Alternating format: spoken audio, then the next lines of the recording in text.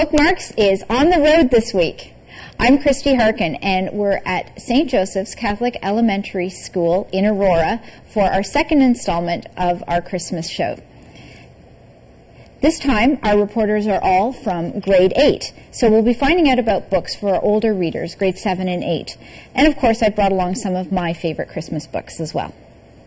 One of the great things about the Christmas season is that everyone can feel like a kid. Older kids can be little kids again. This is true of Christmas books as well. No matter how old you are, a Christmas story with great illustrations can be just what you need to get into the Christmas spirit, even when you're 12, 13, or 14 years old and you think you're too old for picture books. This week, we have a great collection of books. Some of them are chapter books, but some of them are really beautiful short stories that anyone can enjoy, children or adults. And of course, I have the help of some very special St. Joseph's reporters. Amanda, welcome. Thank you. And you're in grade 8? Yes. And who's your teacher this year? Mr. Attard. Mr. Attard. And the book that you brought in for us is called A Season of Miracles, and it's a collection of stories from the Dear Canada series, right? Yes. So tell me about your book.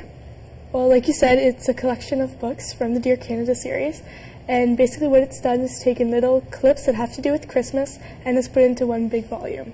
And what were the stories like? They were all about Christmas, or were there some that were just around Christmas? Yes, they basically revolved around Christmas, had meanings that had to do with Christmas, but not all of them had to do with the Christmas time, like getting presents. Right. But they also happened around the Christmas season, Okay. December. And did you have a favorite story? Yes, Footsteps in the Snow. It's really inspiring. Like, I loved it. It was so heartwarming and just it made you want to snuggle up by the fire with your hot chocolate and just read it forever. So what was the story about? It was about a girl, and she has a family, and they live alongside a tribe. And one of the dogs from the tribe... The Cree tribe, right? Yes, I believe so. Yeah. And it runs away from Red Fox, who is its master. And she takes in the dog, and she falls in love with it, and they become very good companions. But then Red Fox wants to get his dog back, and she doesn't want to give it back in fear that it will be killed for its broken leg, for it won't be as fast as it once was. Okay, and now this girl is a settler, right? Yes. Okay, and she's living in Manitoba in the Red River settlement. She just come in from, I think, England or Scotland, and her family is having a really tough winter up in Manitoba in the late 1700s, and they make friends with this Cree tribe. So now the Cree family, they don't celebrate Christmas, right? No, I don't think so. Is there some kind of an interaction with them that makes it a Christmassy story? It's more of just the values of what's happening, the values of the dog, of the way like everything symbolizes something that really gives you the Christmas feeling. Okay. Now, were any of those stories in the book kind of funny or appealing in another way? It's like because all these stories come from different periods of Canadian history, right? Right. Because that's what the Dear Canada Diary series does. The Dear Canada Diaries, that's what they do, is they take chunks of Canadian history. Were there any others that were, say, funny as opposed to heartwarming, or were they all sort of in that vein? There was one in particular that was really funny, and I forget the title, I'm sorry. That's okay.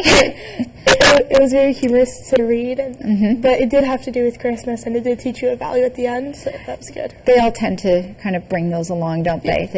Whenever you're talking about Christmas stories, there always tends to be something kind of with a message and heartwarming and trying to get you into the Christmas spirit that way. Now that you've read these, had you read any of the Dear Canada Diaries before? I have never read a single one. I've never even looked at them. I felt totally like I should ignore them because it was such a big series and many people knew them. But I think I made a mistake.